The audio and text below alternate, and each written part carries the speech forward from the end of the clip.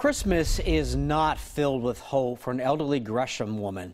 In a KOIN 6 special report, Elderly and Evicted, we examine this tough example of our housing crisis and what happens to people who have nowhere to go. All these things is in this old house I am living in. This is where my memories are. Nearly 80 years old, Donna Spicer has had a tough year and life. Debbie was a cheerleader? Out of Gresham. Her most immediate problem, all these pictures of her daughter and son Scott. Big, tall guy. Must be packed up, along with everything else she owns. This piece of paper, notice of termination without cause, says so.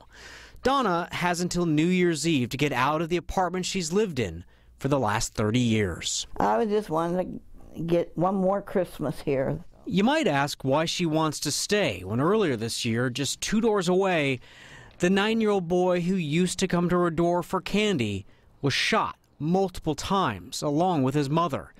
They survived, but he lost an eye. So it's not the greatest place in the world to live, but it's been my home for so long and I don't know anything else. Well, Donna found hope she could stay in these newspaper clippings. One that said the legislature might pass protections for people facing no-cause evictions. Changes may be imminent. They didn't happen. Another talks about Portland's new law, which requires landlords pay some of the moving costs when they kick someone out without cause. But Donna doesn't live in Portland. She lives in Gresham. Hi, I'm Dan Tilkin with Channel 6 News. Yeah. We went to her new landlords who have the legal right to kick her out. We want to talk to you folks about evicting the people that live there. Oh, okay. And why you're doing that. Oh, I don't know anything about it. You own the property, but you don't know anything about it? I think my wife do the property stuff, so... Okay, can we talk with her? Yeah. We waited for his wife, who was on the phone in her minivan. Then, he changed his mind. Unless you guys make an appointment and we talk. Well, let's make an appointment right now. But I refuse that. I don't like that. You're going to close the door and call the police instead of talk with us like you said you were going to? Have you tried calling services for folks? Oh, yes. I have a big stack of papers in here, and I've called every number you've given me, too. In fact, I called one this morning, and it's just like, it's all message, and then hopefully you're sitting here by the phone when they call you back. It really is a crisis. I mean, when we get 80 calls a week. We connected Donna with Laura Galino de Lovato with Northwest Pilot Project. For decades, they've helped low-income seniors find emergency housing. She points out there is a deficit of 25,000 housing units for the poor in Multnomah County alone.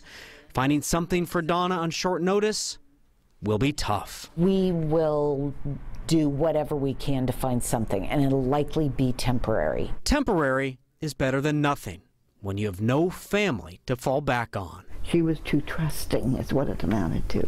What happened to Donna's daughter is contained in these newspaper clippings. Debbie was murdered in 1989 by a husband and a wife. Her body thrown from a cliff. And her son Scott? And now he was over at the girlfriend's house. That's where he got killed. He was shot by his ex-girlfriend's boyfriend.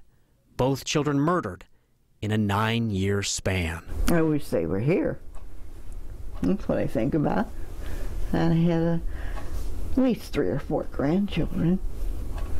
And they probably would be married and giving me great-grandchildren. So I don't have any of that. And now I have to get thrown out of here. Okay, Northwest Pilot Project is hopeful they can find Donna a small unit where likely she'd have to go down the hall to a shared bathroom. She may have to relocate to another county where she can afford rent on her small Social Security. Now, if you're in this similar situation or if you know somebody who is, we've posted links on KOIN.com to find housing resources. But until more affordable housing units are built, a lot of people are in a tough spot.